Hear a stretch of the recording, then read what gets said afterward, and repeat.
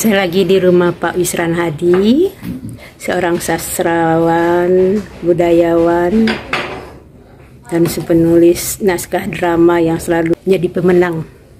Dia seorang bapak yang saya kagumi, yang banyak memberikan warna bagi kepribadian saya. Ini lukisan-lukisan bapak. Dan yang hebatnya lagi, beliau mempunyai istri yang saya kagumi. Profesor Dr. Insinyur Putih Reno Raudatul Jannah, atau dengan nama pena Upita Agustin. Beliau seorang wanita sederhana yang saya sangat kagumi. Saya mengenal Pak Wisran ini dari lukisan beliau di rumah sahabat saya, Ena Wisnati. Lukisan beliau itu tentang seorang wanita dengan 7 kurcacinya. Sangat cantik sekali sehingga saya mengagumi lukisan itu. Waktu saya lihat Wisran Hadi. Dan kemudian teman saya itu mengajak saya untuk ikut teater punyaannya Pak Wisran Hadi, yaitu Bumi Teater. Sekarang saya lagi ngobrol-ngobrol bersama istri beliau yang cantik dan baik hati. Begitu sederhana. Seorang ibunda kandung Sumatera Barat. Dan yang hebatnya lagi, beliau adalah ahli waris dari kerajaan Pagaruyung. Itu sederhana. Ayo Nupi ngomong. Waalaikumsalam warahmatullahi wabarakatuh. Saya memanggil beliau Nupi, panggilan akrab kami sejak zaman 76. Di grup itu kalau ke Pak Wis semua anak-anak grupnya panggil Bapak. Tapi ke saya panggil Uni. Iya. Karena begitu akrabnya kita dengan Uni Upi, istri Pak Wisran Hadi, walaupun kepada Bapak kita panggil Bapak, kan Upi itu udah kayak seperti sahabat sendiri, sederhananya gitu. Jadi gaul banget dengan kita. Jadi kita merasa Uni Upi itu adalah kakak kita sendiri. Jadi bukan di Bumi ibu. Itu memang teater itu cuma sebagai wadah untuk membina silaturahim. Dan itu terbukti walaupun Pak Wis sudah jauh lama pergi ya sejak 2011, tapi anggota-anggota Bumi itu selalu berkomunikasi, bersaudara, dan dengan acara-acara memperingati hari wafatnya Pak Wisran dengan ada acara-acara bersama. Itu yang menurut saya luar biasa. Anggota Bumi itu seperti sebuah keluarga besar. Ya, sebuah sangat solid sekali. Sangat solid sampai hari ini walaupun Pak Wisran tidak ada lagi. Saya masih ingat sekali waktu itu Pak Wisran lagi ngambil beasiswa ke Iowa ya. Bukan diundang. Oh, mahasiswa undangan ya. Untuk International Writing Program. Ya. Jadi kepemimpinan di Sanggar Bumi diserahkan pada A.A. Linde. Itu Pak Wis tuh wanti-wanti ke kita agar kita menganggap A.A. Linde sebagai bapak sendiri untuk penggantinya. Ternyata setelah bapak pulang, A.A. Linde-nya mengadu ke bapak bahwa saya dan sahabat saya Ena Wisnati selalu datang saat latihan itu, tapi tidak pernah ikut latihan. Sehingga kami disidang sama bapak dengan penuh senyum. Bapaknya berkata, apa betul Mai dan Wis selalu datang pada saat latihan tetapi tidak pernah masuk? Sahabat saya Ena Wisnati tidak mau jawab, dia cuma senyum-senyum aja dan melihat ke saya, artinya dia minta saya yang ngomong. Dan saya jawab, benar. Lah kenapa, kata Pak Wis. Saya jawab begini, soalnya kalau A.A. Linde itu mau ngajak kita latihan, dia bilang kayak gini, kuda, sini, kita latihan lagi. Terus saya nak bilang sama Ena Wisnati, Wis, kamu kuda bukan Wis? Kata Wis, bukan. Kalau gitu, biar aja kuda yang latihan, kita jangan latihan, kita main aja ke pinggir pantai, main laut, main ombak di pinggir pantai. Jadi kita selalu datang, tapi nggak pernah ikut latihan.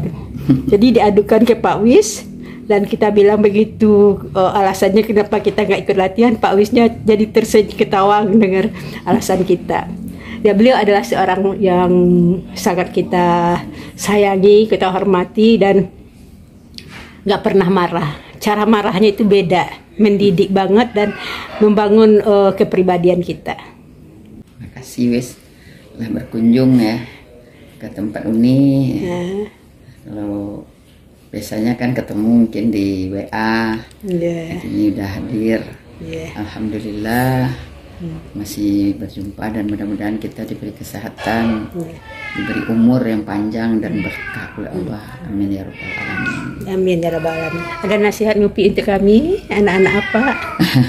Ya Mas, seperti kata Bapak, apapun yang kita kerjakan kalau kita niatkan dengan baik itu pasti ada manfaatnya. Amin ya rabbal alamin. Jadi tidak ada alasan kita tidak punya pekerjaan, tidak punya, itu tergantung kita ya. Semua kita pasti ada yang bisa kita kerjakan sesuai dengan apa yang kita mau, yang kita yakini, yang kita perjuangkan.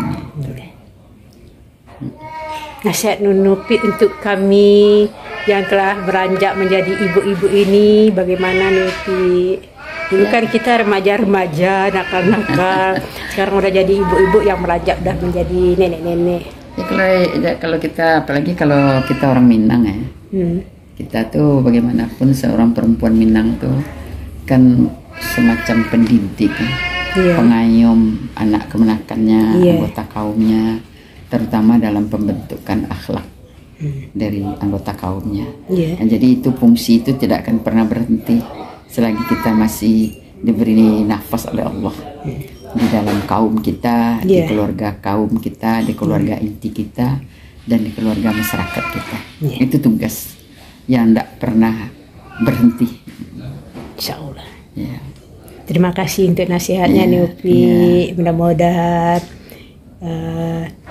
kita bisa menjadi ibu-ibu yang baik untuk yang berbakti untuk bangsa dan negara kita dan mempunyai arti. Menjadi contoh, menjadi contoh teladan, menjadi penyejuk. Nah, itulah sebenarnya kalau kita bicara dari kultur kita Minangkabau ya, Bundo Kandung itu ya perempuan utama yang menjadi suri teladan bagi anggota masyarakatnya, penegak, pengawal moral dari kaumnya. Nupi mau nanya satu, ada istilahnya seorang wanita yang kuat di Minang itu diperumpamakan seperti induk ayam menggonggong musang. Itu kan amsal. Amsal, salah satu amsal ya.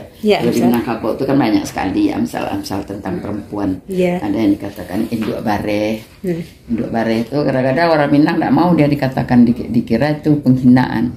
Induk bareh itu kan beras dalam bahasa Indonesia. Itu sumber utama energi bagi kehidupan manusia. Nah, jadi perempuan Minang disebut sebagai induk dari beras. Jadi induk dari kehidupan itu. Masya Allah. Itu luar biasa sebenarnya. Hal ini seharusnya disebarluaskan ya Nupi ya. Itu menjadi energi utama dari kehidupan masyarakatnya. Masya Allah. Gitu. Jadi banyak sekali. Ada yang dikatakan limpape rumah gadang. Nah gitu, kalau limpape itu maksudnya gimana? Tiang utama dari rumah gadang. Oh, tiang utama dari rumah gadang. Nah, kalau tiangnya tidak kuat, rumah gadang itu runtuh. Kemudian penyimpan, pengatur, banyak. Kalau gadiranti itu maksudnya apa? Itu kan istilah. Gadiranti itu istilah tentang seorang perempuan yang baik-baik aja semuanya itu. Mumpung kita lagi bersama Uni Upi Bundo Kandung Sumbar, jadi kita banyak bertanya agar kita mendapat ilmu dan pengetahuan yang baik. Bagaimana menjadi seorang wanita Minang yang baik? Ya kalau orang Minang, yang pertama kan dua rujukannya. Pertama rujukan agama. Rujukan agama. Agamanya Islam. Jadi kalau kita bicara tentang Minangkabau itu Islam. Jadi tidak ada orang Minang yang tidak Islam. Kalau nya tidak Islam lah berarti bukan orang Minang. Ada apalagi orang Minang bertukar kewarganegaraan itu masih diakui sebagai orang Minang. Tapi kalau bertukar akidah itu memang udah ada aturannya. Dia tidak lagi sebagai anggota dari perkauman Minangkabau. Ini bukan masalah toleransi, tidak toleransi, ini masalah aturan yang sudah ada dari sejak dulu. Sebelum ada NKRI, sebelum ada ini. Di setiap suku bangsa kan sama, punya aturan, punya batasan itu. Kemudian orang Minang itu perempuannya itu posisinya itu dengan laki-laki sangat strategis, Iya. seimbang dan berimbang. Jadi karena bahkan keturunan ditentukan berdasarkan garis ibu. Iya. Di orang Minang itu bersuku ke ibu, tapi bernasab tetap kepada ayah. Iya. Nah, jadi kadang-kadang orang luar yang tidak paham, orang Minang itu katanya Islam, tapi dia bernasab ke ibu. Dia bukan bernasab ke ibu, bersuku ke ibu. Iya. Bernasab tetap kepada ayah. Nupi mau nanya, kenapa raja-raja dari Minang itu tidak mempunyai singgasana? Itu konsep kepemimpinan. Konsep kepemimpinan di Minang itu, pemimpin itu didahulukan hanya selangkah, ditinggikan hanya seranting, dan tidak ada di dalam rumah gadang, apakah rumah pengulu, rumah raja, tidak ada yang disebut singgasana. Yang ada disebut kedudukan raja, kedudukan penghulu. Dan itu kedudukan itu ditandai dengan kasur. Jadi sangat tipis, sangat sederhana, dan tidak sama dengan yang lain-lain, dan duduk. Jadi dia tidak ada raja yang berjuntai. Jadi dia bersila kalau laki-laki, kalau perempuan bersimpuh. Jadi artinya tidak ada orang yang boleh duduk di bawah telapak kaki. Masya Allah. Itu konsep kepemimpinan, konsep mereka terhadap pemimpin dan yang dipimpin. Jadi tidak jauh berbeda. Nah, itu makanya orang Minang itu sebenarnya sangat demokratis. Iya. Nah, jadi dan yang istimewa dia otokratis dengan demokratis itu berjalan secara paralel. Nah, jadi tidak bisa tidak dipertentangkan. Itu yang unik sebenarnya. Barangkali untuk dialog sore barangkali cukup ya. Masya Allah. Terima kasih banyak Ya, Nupi sama-sama. untuk pengetahuannya. Banyak sekali hal-hal kayak begini anak-anak muda sudah tidak mengetahuinya. Jangankan anak muda di luar Sumbar, anak muda Sumbar sendiri barangkali udah nggak tahu. Terima kasih telah memberikan pencerahan sama kami lewat channel video Catatan Maya Amhar. Terima kasih sahabat semua. Assalamualaikum. Waalaikumsalam warahmatullahi wabarakatuh.